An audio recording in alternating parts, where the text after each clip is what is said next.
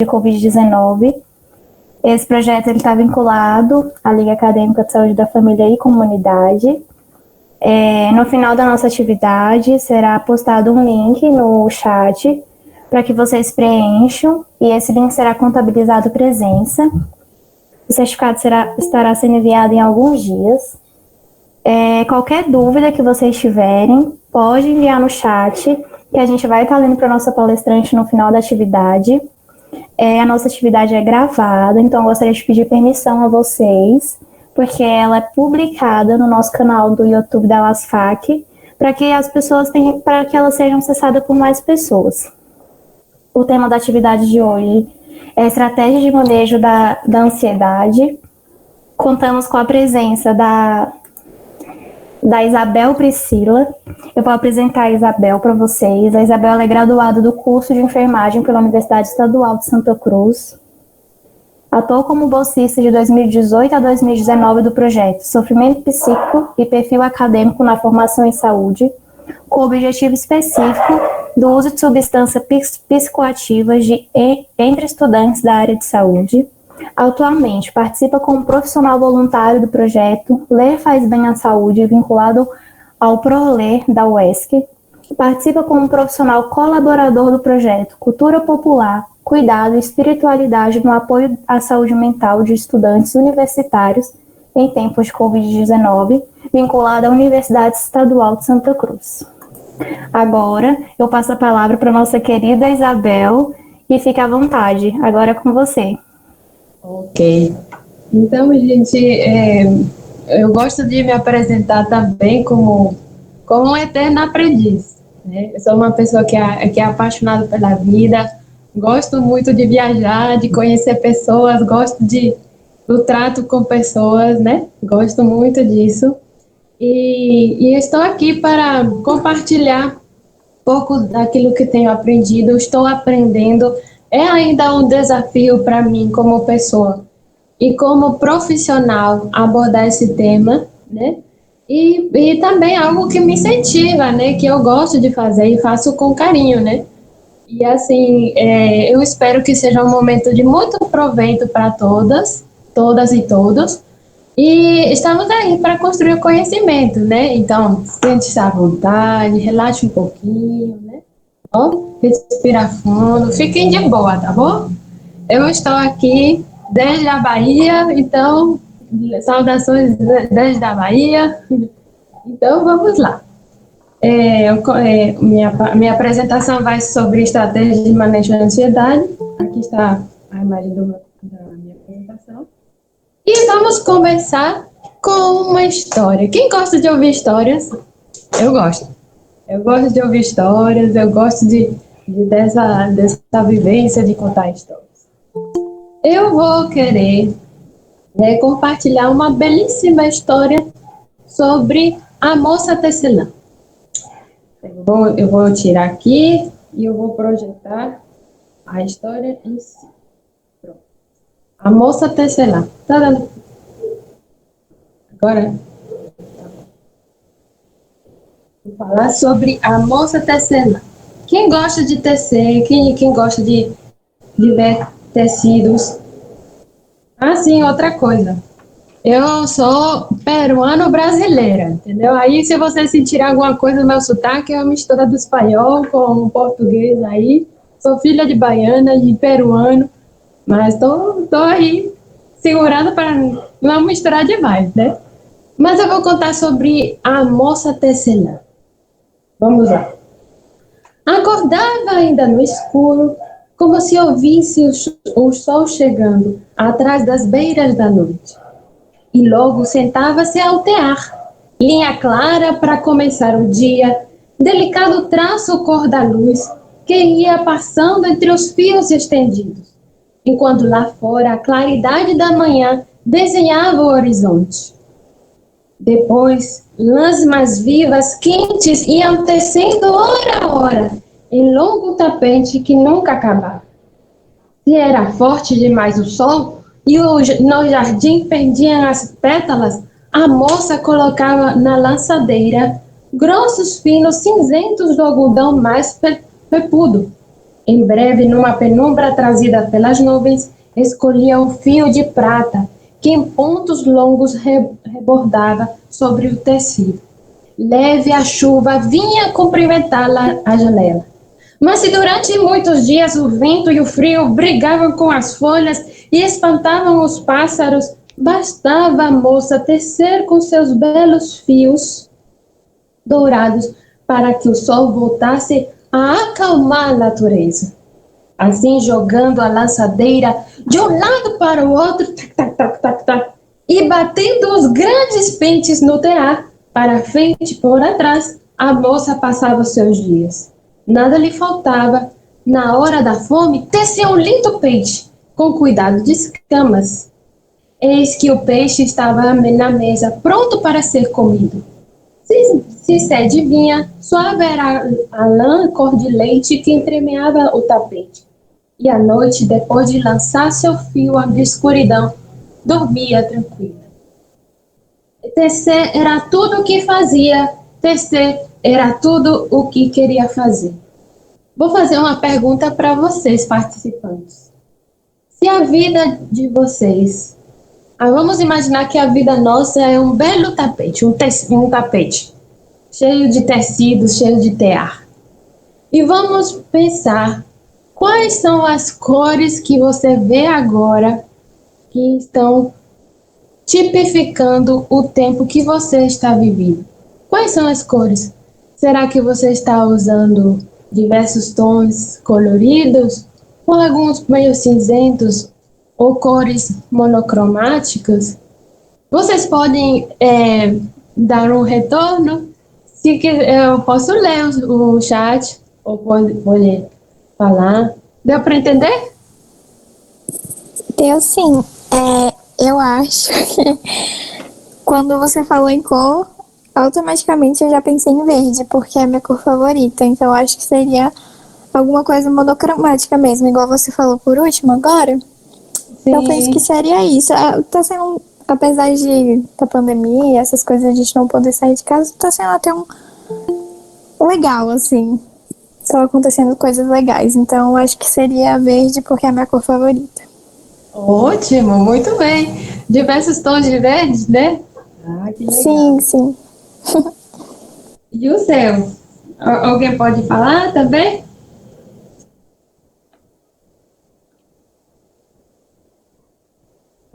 Vamos. Tecer era tudo. Pode falar, pode falar. Acho que o meu seria azul. Diversos tons de azul ou só azul? Não, azul. Assim, pode ser azul claro, escuro. Acho que é porque eu amo azul.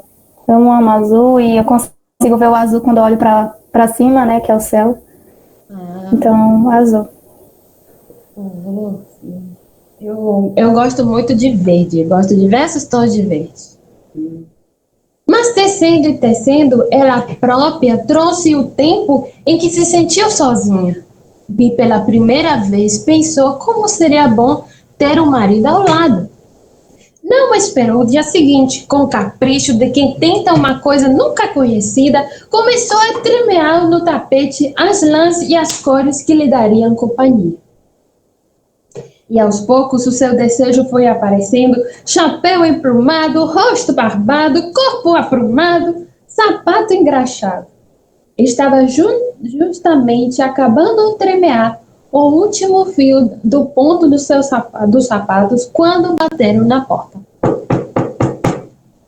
Nem precisou abrir. O moço meteu a mão na maçaneta, tirou o chapéu de pluma e foi entrando em sua vida. Aquela noite, deitada no ombro dele, a moça pensou nos lindos filhos que teceria para aumentar ainda mais a sua felicidade. E feliz foi durante algum tempo. Mas se o homem tinha pensado em filhos, logo os esqueceu, porque tinha descoberto o poder do tear. E nada mais pensou a não ser nas coisas todas em que lhe poderia dar. Uma casa melhor é necessária, disse para a mulher. E parecia justo, agora que eram dois. Exigiu que colocasse as mais belas lãs de cor de tijolo, fios verdes para os tapetes e pressa para a casa acontecer. Mas pronta a casa, já não lhe pareceu o suficiente. Para que ter casa se podemos ter palácio? Perguntou. E sem querer a resposta imediatamente, ordenou que fosse de pedra com arrementes de prata. Dias e dias, semanas e meses trabalhando a moça, tecendo tetos, tecendo portas, pátios e escadas, e salas e poços. A neve caía lá fora e ela não tinha tempo para chamar o sol. A noite chegava e ela não tinha tempo para arrematar o dia. Tecia e entristecia. Enquanto sem parar, batiam os pentes acompanhando o ritmo da lançadeira. Afinal, o palácio ficou pronto. E entre tantos cômodos, o marido escolheu para ela o seu tear, o lá mais alto quarto da torre. É para ninguém que saiba do tapete, disse ele.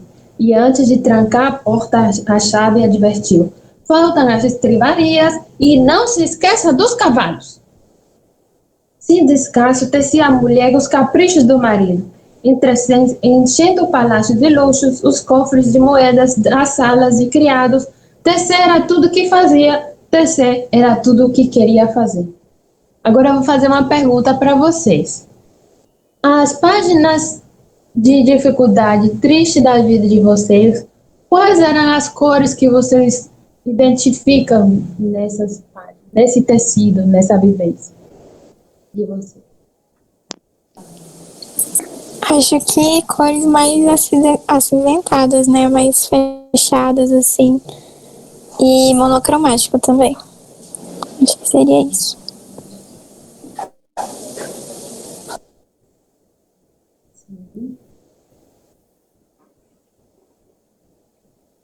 E alguém mais?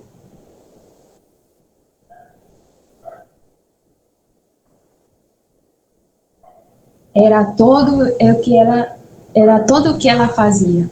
E tecendo ela própria trouxe o tempo em que sua tristeza lhe pareceu maior que o palácio com todos os seus tesouros. E pela primeira vez pensou em como seria bom estar sozinha de novo.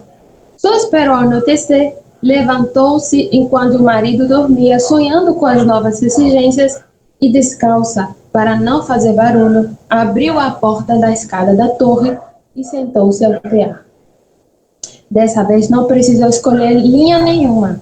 Segurou a lançadeira e, ao contrário, jogando veloz de um lado para o outro, começou a desfazer o seu tecido. Desteceu os cavalos, as carruagens, as trivarias, os jardins. Depois que desteceu os criados do palácio e todas as maravilhas que continha, e novamente se viu na sua casa pequena e sorriu para o jardim além da janela. A noite acabava. Quando o marido, estranhando a cama dura, acordou e, espantado, olhou de volta, não teve mais tempo de se levantar. Já se desfazia o desenho escuro de seus sapatos e ele viu seus pés desaparecendo, sumindo as pernas, rápido do nada, subiu-lhe pelo corpo, tomou o peito aprumado e emplumado o chapéu. Então, como se ouvisse a chegada do sol, a moça escolheu uma linha clara e foi passando-a devagar entre os fios, delicado traço de luz que a manhã repetiu na linha. Agora eu vou fazer uma pergunta para vocês. Os projetos, o mais valioso projeto que você tem na sua mente, que te motiva no momento, que te tira da passividade. Esse projeto, com quais cores você pensa tecê-lo? Quais são as cores que você quer usar nesse seu projeto?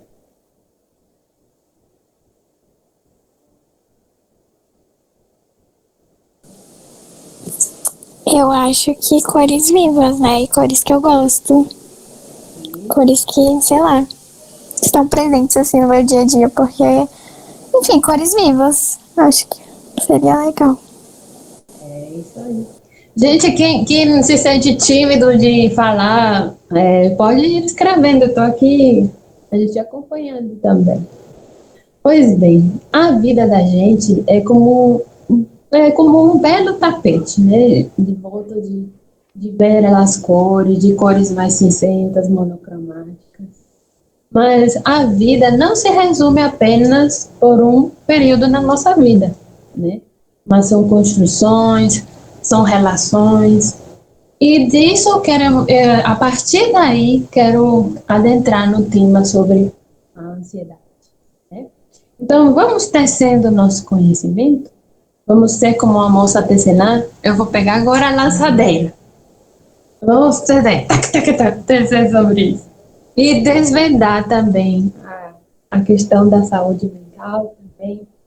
Eu não sei vocês, eu estou muito feliz que tem gente participando, mas tem muita gente que tem uns certos tabus, né, quando se fala saúde mental, acha que a saúde mental é só para pessoas que estão passando por um adoecimento, mas saúde mental, todos nós precisamos, primeiro, promover, né, promover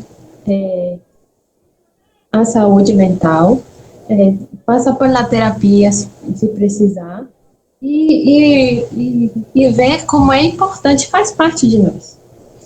Então, nesse atual cenário, qual é o cenário que nos atinge hoje? O cenário que nos atinge é o tempo de pandemia. E na pandemia que a gente vive, temos visto o aumento de crises de ansiedade, o agravamento de doenças psiquiátricas, temos presenciado pessoas com comportamento agressivo e situações de ansiedade e depressão. Aí eu costumo falar para meus pacientes e dizer assim, minha mente, minha luta, né? Então tem muitas pessoas que veem isso. Essas colocações foram retiradas do artigo de Ornell, né, e colaboradores. Então, o cenário de pandemia de hoje em dia é de um agravamento das doenças mentais, por causa do isolamento, distanciamento, o medo da doença, né? Essa uma doença que veio para trazer desequilíbrios a muitas esferas, né? Os cientistas ainda não fecharam, né, um tratamento adequado, não tem as bases políticas também foram removidas. Então, é esse cenário que a gente presencia, um cenário de pandemia, um cenário também de agravamento. Segundo os artigos que li, o comprometimento à saúde mental tende a ser, em aspectos de pandemia, muito maior do que o coronavírus em si, né? A gente sabe que coronavírus, as manifestações mais graves, não é uma porção pouca, né, que desenvolve sintomas graves e tem complicações seríssimas. Mas a dimensão de pessoas que têm sido atingidas mentalmente tem sido muito maior. E eu quero fazer uma pergunta para vocês no sentido de reflexão. Vocês acham que a vacina vai resolver o dano ocasionado pela pandemia? Certamente não. A vacina é algo necessário, estamos aguardando pela vacina, mas também nós vislumbramos um cenário de muitas pessoas com agravamentos mentais. Então, minha mente, minha luta, quais são os pensamentos que geralmente vêm na mente das pessoas? Será que estou preparado? O que vai ser do amanhã? Vou conseguir? Quanto tempo irá demorar? São esses questionamentos, são essas vivências que sobrecarregam ainda mais a mente do indivíduo, né? Tem um artigo falando sobre o nível de questionamento de ansiedade na população brasileira, principalmente em jovens e mulheres, tem aumentado significativamente, né? Então, esse agravamento com a ansiedade tem favorecido ainda mais a doença, né? E outra coisa, grupos vulneráveis, pessoas que já estão fragilizadas por outros tipos de doenças, como hipertensão, diabetes, DPOC, tem ainda visto no seu quadro clínico um aumento de doenças mentais, de adoecimento mental. Então, o que é a ansiedade? A ansiedade é um sentimento vago de receio ou apressão, uma resposta a estímulos externos ou internos que pode envolver sintomas comportamentais, emocionais, cognitivos e físicos. Isso me deve a pena. Eu usei essa imagem ícone do Coringa no filme, que é um típico de uma pessoa com adoecimento mental. Aquela cena, não sei se vocês viram, dele descendo nas escadas, né? Então, o processo de ansiedade, primeiro, de acordo com a imagem que vocês veem no lado direito, diz assim, tem o alarme. Tem primeiro a situação que demanda. Tem a situação que demanda, que traz, sim, certo desequilíbrio, que leva a uma reação, que é a resistência. Então, onde se aumenta o nível de cortisol, onde a adrenalina aumenta, onde o nível da glicose estocada vai para os músculos esqueléticos. Então, tem todo um processo fisiológico para poder sair dessa situação conflituante e poder dar conta do recado. Porém, nessa resistência, existe a exaustão. Então, é a exaustão emocional, física, quando passa por um processo de ansiedade.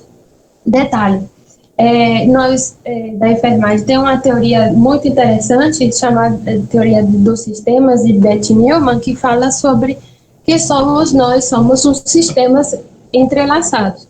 Quando existe demanda psicológica, ela pode comprometer o sistema psíquico, né?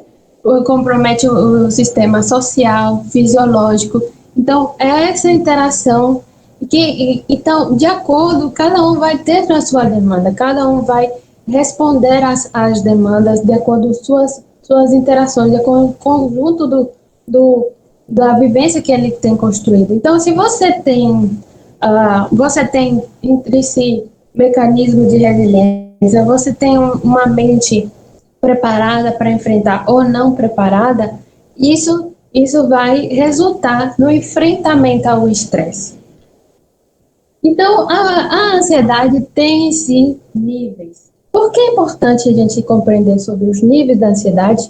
Porque compreendendo os níveis da ansiedade, saber quais são os níveis, a gente pode, sim, como profissional da saúde, programar a nossa assistência de acordo com esse quadro que a gente presencia. Então, o nível de ansiedade tem um nível leve. O nível leve é algo fisiológico, algo que é tipo assim, normal, né? Que é a sensação de que algo está diferente e demanda de atenção especial, a estimulação sensorial aumenta e ajuda a pessoa a focar na atenção, para aprender a solucionar problema, pensar, agir, sentir e proteger-se. Detalhe, esse focar na atenção é importante ressaltar, porque a partir daí a gente vai priorizar nossas ações. O paciente que a gente está atendendo, ou nós mesmos, estamos conseguindo focar a atenção para a demanda que a gente que se nos enfrenta, né? Então, é isso importante. Então, a ansiedade leve é um processo natural, né? Que a gente tem demandas, a gente precisa atendê-las. E entre as respostas fisiológicas da ansiedade leve tem inquietação, incomodação, a gente sente borboletas no estômago, dificuldade para dormir e excesso de sensibilidade a ruídos. É isso que pode ocasionar a ansiedade do sentido leve. Mas se a ansiedade é moderada, o que acontece com a ansiedade moderada? Detalhe, em esse momento da ansiedade leve, a pessoa tem chances mais de poder enfrentar esse processo de estresse e dar um bom resultado, né? Mas quando começa a ansiedade ficar moderada, o que acontece? Existe um sentimento perturbador de que algo está definitivamente errado, o indivíduo fica nervoso, agitado.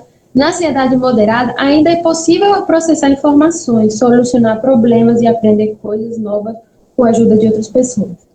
Então, a ansiedade moderada ainda é possível de fazer aquelas intervenções. Então, quando um paciente está com ansiedade moderada, é bom a gente se achegar, é bom a gente se aproximar como profissional de saúde e saber qual é a demanda que ele está tendo agora e motivá-lo a poder superar esse momento de dificuldade que ele está tendo. Entre a resposta fisiológica nessa ansiedade moderada, temos a tensão muscular, diaforese, pulso palpitante, cefaleia, boca seca, tom de voz elevado, discurso mais rápido, incômodo gastrointestinal. Então, são esses sintomas de ansiedade moderada. Então, detalhe, é bom todo paciente que se aproximar a nós, ou nós mesmos, estamos atentos a essas condições, a esses sinais, né? Para a gente ver que pode sim reverter o quadro ou buscar soluções para as demandas. Tem a ansiedade grave, que é o campo perceptivo reduzido a um detalhe disseminado, incapacidade para concluir tarefas. Isso é extremamente frustrante. Quando uma pessoa tem uma incapacidade para concluir tarefas, incapacidade para resolver problemas, ou aprender com eficiência, comportamento voltado ao alívio da ansiedade, sendo normalmente ineficaz. Então, quando a ansiedade se torna grave, existem situações que a pessoa não consegue mais produzir, se sente impotente, o pensamento tende a ficar muito frustrada.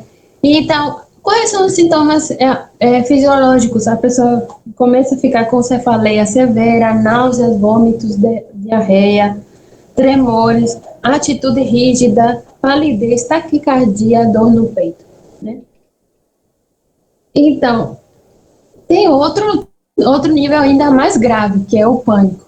Quando a pessoa passa por esse nível de ansiedade que é o pânico, ela começa o campo dela perceptivo é reduzido em foco em si mesmo, incapacidade para proceder com qualquer estímulo ambiental, percepções distorcidas, perda do pensamento lógico.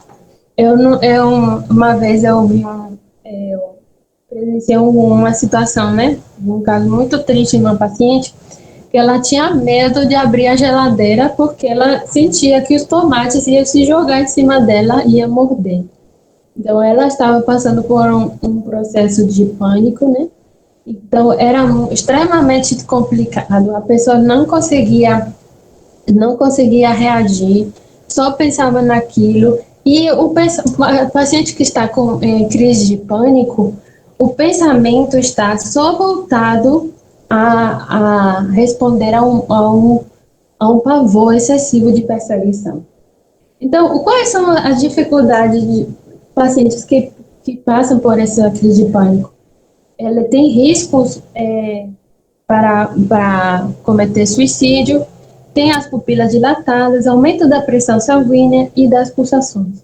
Bom, minha experiência também como iniciação científica, né, com uso e abuso de álcool e drogas, foi também algo muito desconstruiu muitas visões da minha mente, né?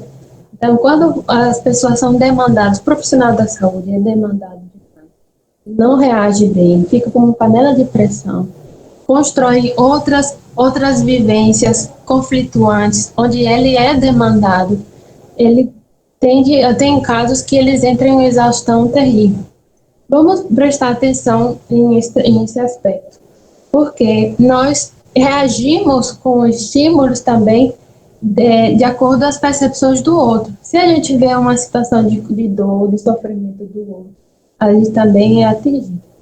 Então, se a gente não criar mecanismos de resiliência, mecanismos que ajudem a adaptação, a superação desse momento de vivido, a gente vai construindo memórias não agradáveis e tende a criar crises de ansiedade terríveis. Bom, o ano passado fui para Foz do Iguaçu apresentar um trabalho no congresso e conversando com outros colegas, falando sobre casos de estudantes brasileiros no Paraguai, né, síndrome de ansiedade, né.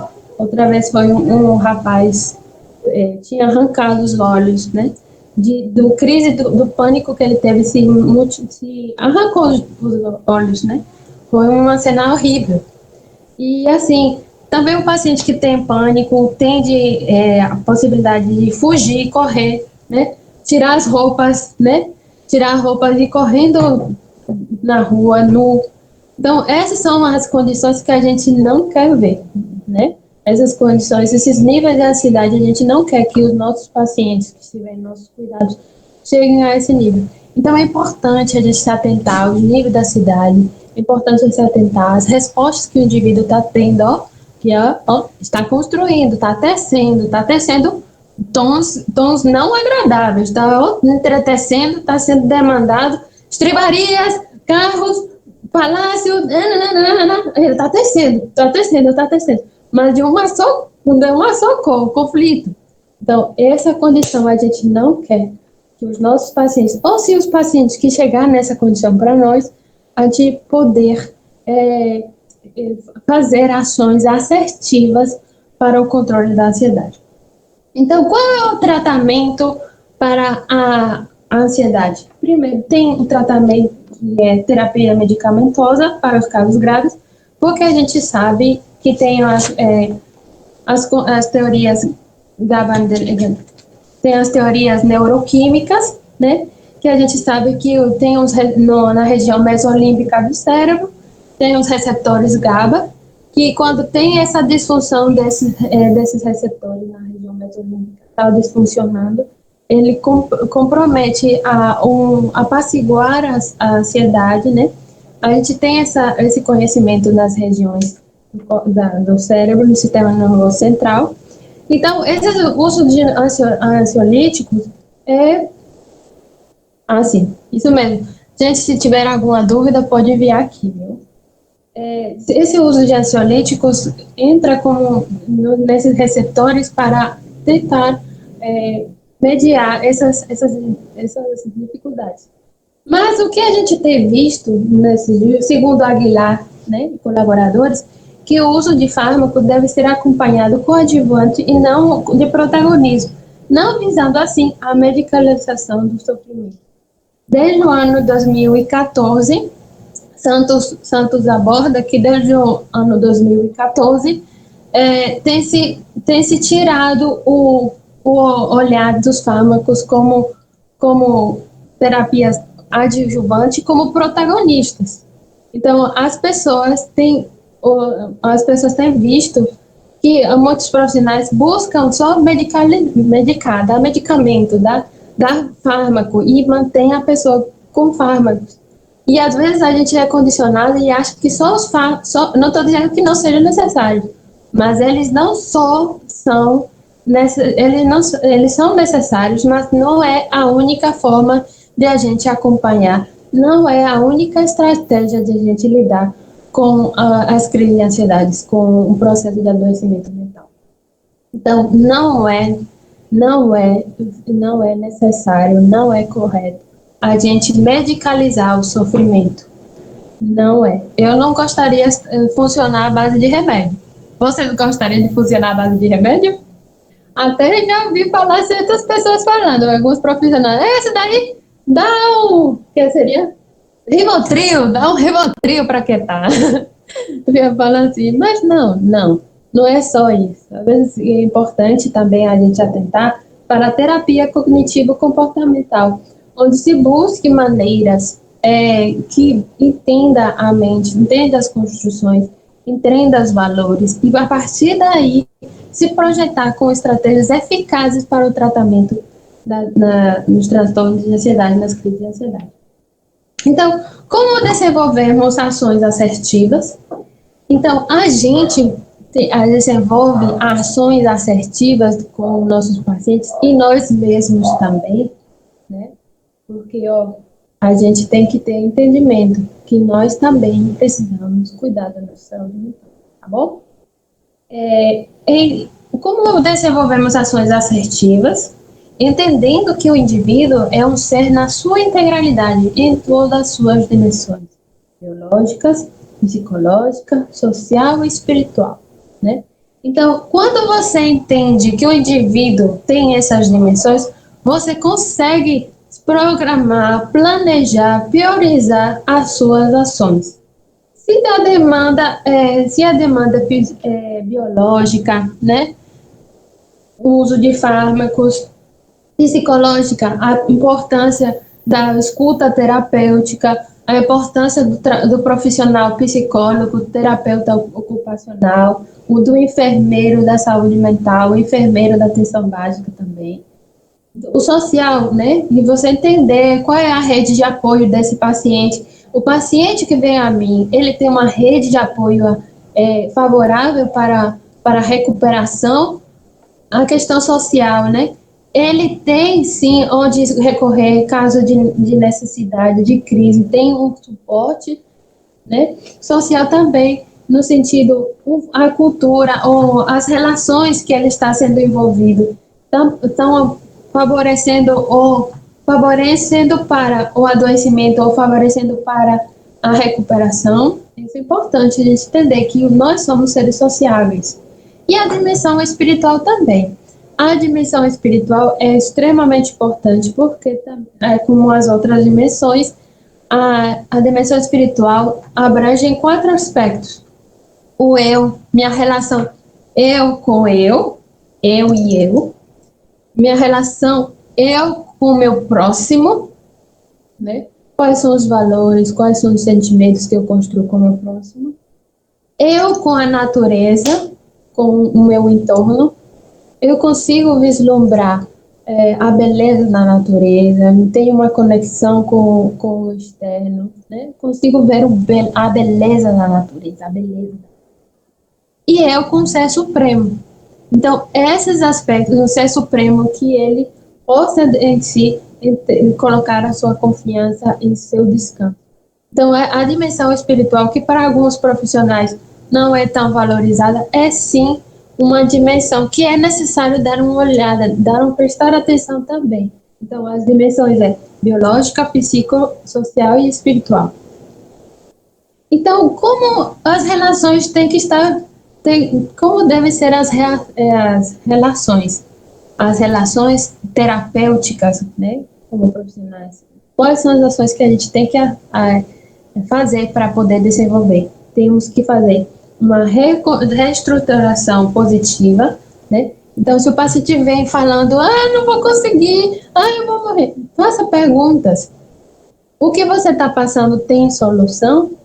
O que você está passando merece toda essa sua aflição? A depender da escuta terapêutica e do anamnese, você pode fazer perguntas e pensar pelo lado positivo. Positivo, diga-se, não é algo ilusório, mas algo positivo. Procurar na pessoa, no indivíduo, mecanismo de resiliência. Quando você faz uma pergunta para o outro, você já está estimulando ao outro pensar, julgando as suas próprias intenções. É assim, quando você pergunta, aí a pessoa pensa, é isso mesmo que eu estou pensando? É desse jeito mesmo que tenho que ver essa situação X? Então, isso é importante. Treinamento de assertividade. Então, permitir a pessoa voltar a uma comunicação efetiva com seus indivíduos. Então, é importante a gente dar uma conversa, estimular o outro a se comunicar melhor, porque o ansioso, às vezes, não tem de falar bem, né? Às vezes fala a mesma coisa, mas é isso. Não, mas conversa, olha, eu tô necessitando de sua atenção. Você tem um encontro marcado comigo. Eu vou querer de você 30 minutos da sua atenção. Eu vou querer conversar com você sobre esse aspecto. E assim você procura buscar meios que ele possa ter ações mais assertivas, mais coerentes e favorecer a reintegração social. E a descatastrofização, ou seja, buscar entender o pânico que a pessoa tem e trabalhar acima disso com um aspecto mais assertivo, desconstruir. Eu vou acelerar um pouco. Bom, Então, vou falar um pouco sobre minha experiência também de atuação. Bom, eu atuo agora como implementando também biblioterapia, né? E a biblioterapia é uma ação terapêutica que é, que é também uma das ações que enfermeiro pode prescrever, que é a biblioterapia é a terapia através de livros, né? Através de livros. Você pode pegar poemas, poesias, histórias, diversas situações, diversos textos literários e favorecer para a biblioterapia. Então, a biblioterapia é uma terapia através de livros, embora não faça ainda parte das práticas integrativas complementares da saúde, ela entra também como coadjuvante no tratamento. Ela, sim, favorece, sim, o tratamento das emoções através do método da biblioterápico.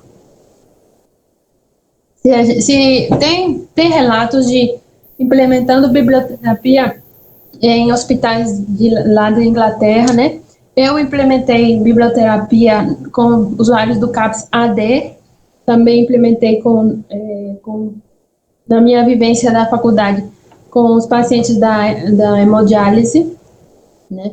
E também com os pacientes da pediatria.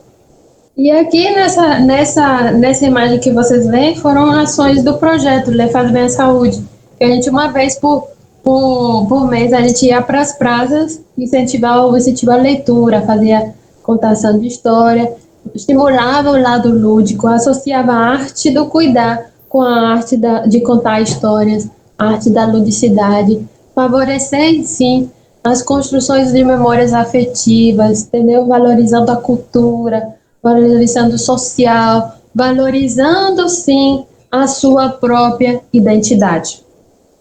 Então, como a biblioterapia pode ser implementada no atendimento de saúde mental? O efeito terapêutico da biblioterapia está nos componentes biblioterapêuticos. Então, quais são os estímulos? Primeiro, quando a gente faz essa interação com o texto literário, acontece primeiro a catarse, que segundo Aristóteles, né, Aristóteles falava que a catarse é a purificação dos sentimentos, ó. Os sentimentos estão turbilhão aqui, ó, começa a purificar, né? E acontece depois o humor, que o humor, segundo Freud, Sigmund Freud, é assim que se pronuncia? Freud, né? Né? Você sabe quem é, né? Freud, Sigmund Freud. Oh, Jesus.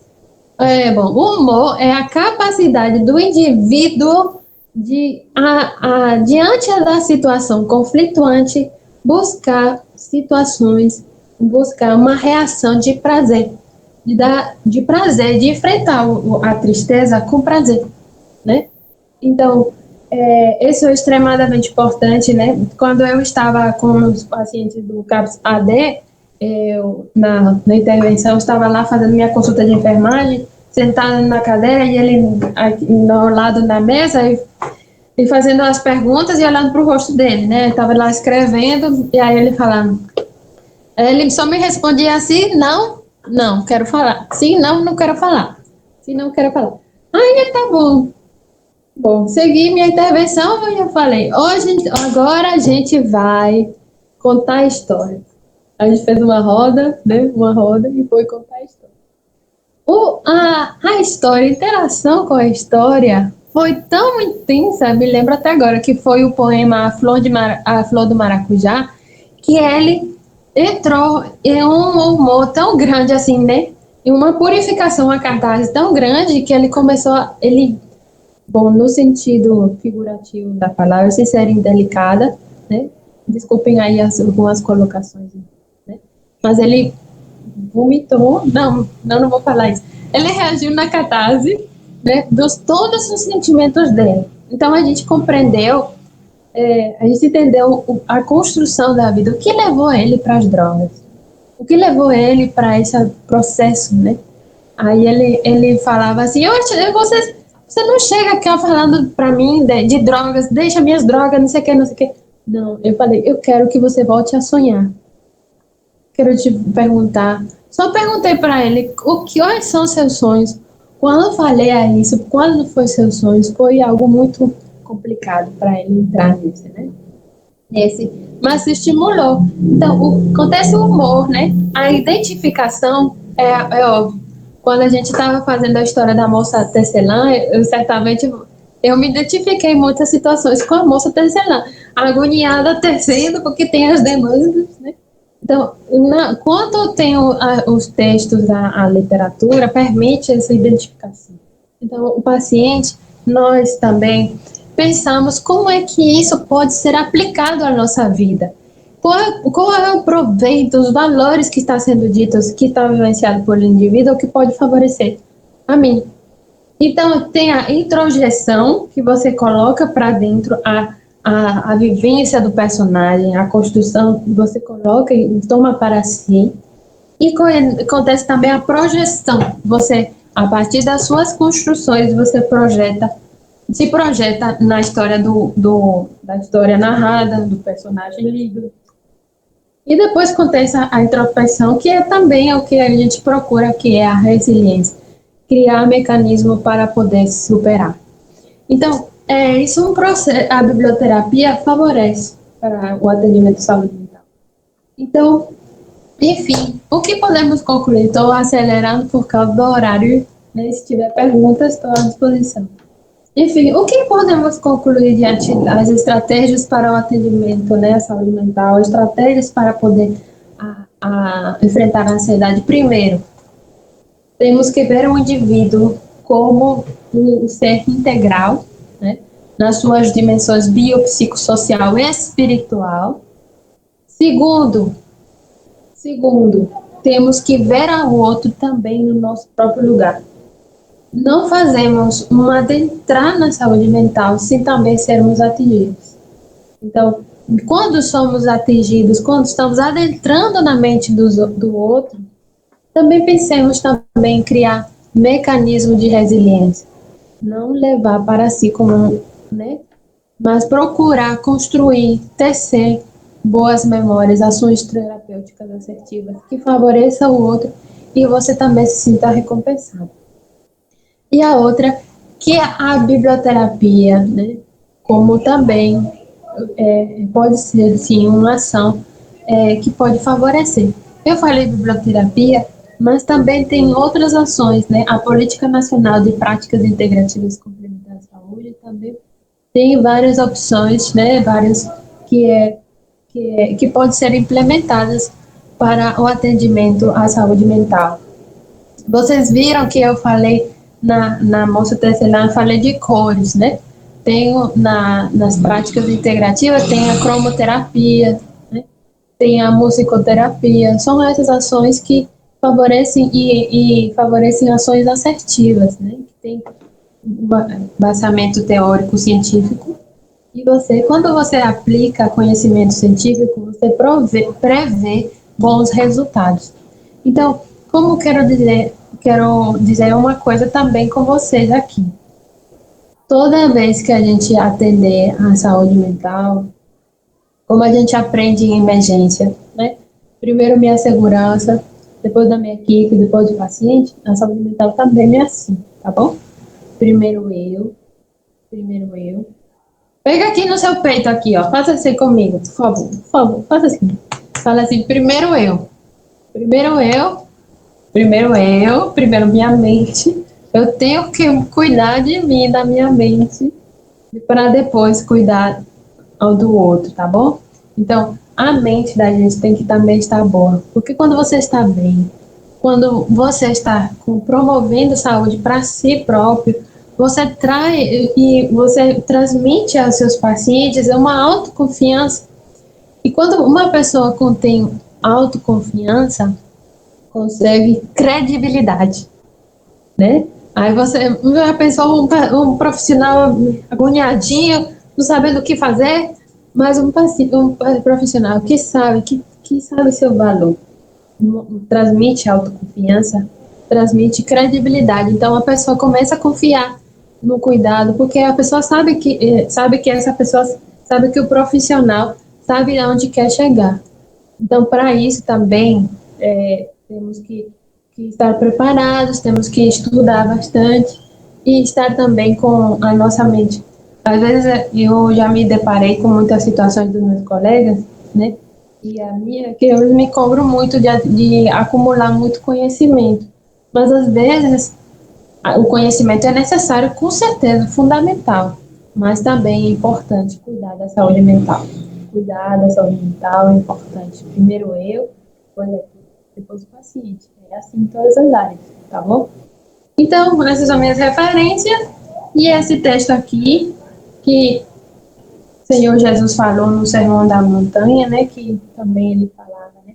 Não andeis, pois, inquietos, dizendo o que comemos, o que beberemos, o que nos vestiremos. Porque todas as coisas os gentios procuram. De certo, vosso Pai Celestial bem sabe que as necessitais de todas estas coisas. Mas buscar primeiro o reino de Deus e sua justiça, e todas as coisas vos serão acrescentadas. Não vos inquieteis, pois pelo dia de amanhã, porque o dia de amanhã cuidará de si. Basta cada dia seu próprio mal. Então repete para si mesmo, basta cada dia seu próprio mal. Obrigada. Muitas gracias. Estou enviando perguntas. Não teve nenhuma pergunta no chat. Eu tenho, Vanessa. Pode falar, então. Eu só ia falar do seu comentário, que você achou incrível aquela terapia com livros, né? Sim, nossa, achei muito legal. Nunca tinha ouvido falar sobre isso. Achei muito bom. A Lohane, que também comentou muito bom a respeito da palestra. Pode falar, né, Laura? Não, só uma dúvida. Tipo, o que fazer quando você sabe que precisa de terapia, que você precisa de um acompanhamento como profissional da saúde mental, mas a sua família e pessoas à sua volta, mas principalmente família, meio que acham frescura, entre aspas, sabe? Tipo, como lidar? Porque eu sinto que esses assuntos de saúde mental são muito relativizados, né? Isso, Considerados. Você tocou em uma ferida que até agora me dói. É isso mesmo. Você queria saber como lidar com essa situação, né? Sim. Vou te falar, a saúde mental, todos nós precisamos atentar, né? Então, a saúde mental, cuidado com a saúde mental, em certas coisas, em certas situações, ainda é tabu, né? Ainda é tabu. Então, como você lidar com isso? Você procura uma ajuda de um profissional, né? Primeiro, se autoconheça, né? Autoconhecimento, tá bom? Como é você? Reconheça as suas limitações, reconheça os seus potenciais, entendeu? E trabalhe acima disso. Primeiro, às vezes eu me deparei com situações em que eu queria impor o cuidado, eu que queria impor a terapia, né? Mas primeiro, o profissional tem que ajudar o paciente, né? O cliente a se autoconhecer. Então, para você lidar primeiro, você tem que saber primeiro de você, se autoconhecer. Então, esse ponto eu preciso de ajuda e você ser bem claro a seus familiares que há uma necessidade, há uma demanda sim, e você precisa de um atendimento, você ou alguém. Estou falando você, porque você perguntou, né? Mas a pessoa tal, ou eu preciso de um atendimento e preciso ser atendida. Existem níveis. E se a gente precocemente promover e buscar meios que ajudem, a gente não vai entrar em situações mais graves. Lembrando que a questão do uso do psicofármacos, essas questões mais pode ser evitada se desde o começo a gente promover a saúde. Nós somos um sistema de vivência, sistema de construções. E assim, você pode ir adentrando em você mesmo, sinalizar e conversar com sua família. E se sua família tem ainda resistência, procurar um profissional. Sim.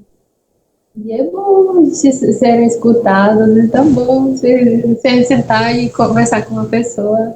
É porque isso. Tá bom. Às vezes eu já lidei em situações de paciente que só queria ser ouvido. Sim. Eu adoro conversar, né? Então, fazer terapia assim, é uma coisa que eu sempre falo, eu tenho que fazer.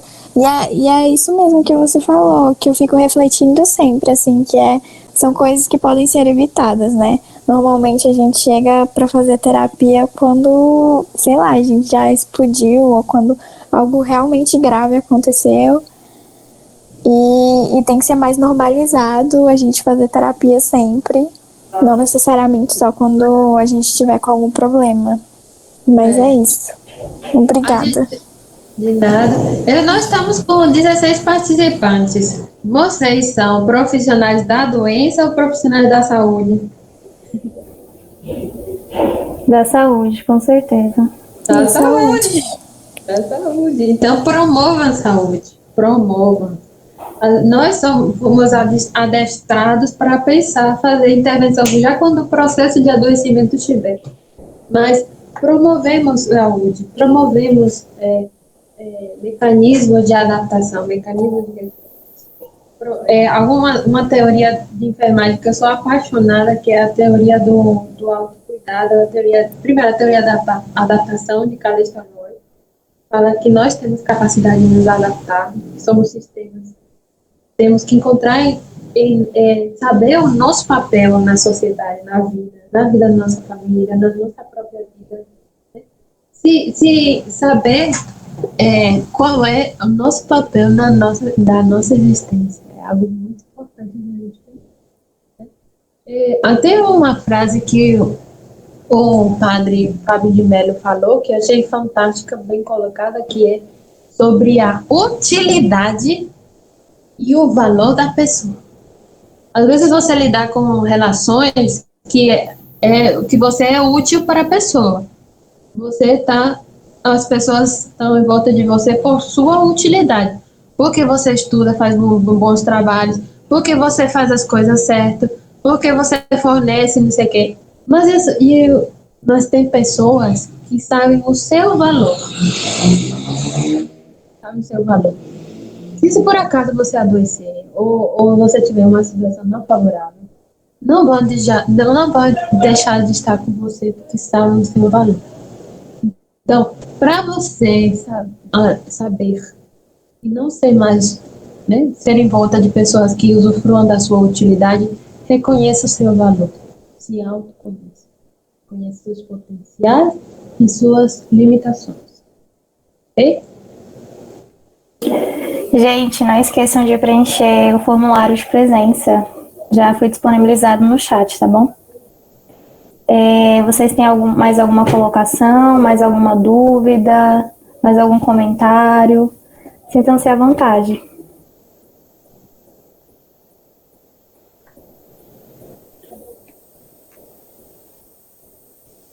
E, assim, relatando um pouco do que a Ana Laura disse,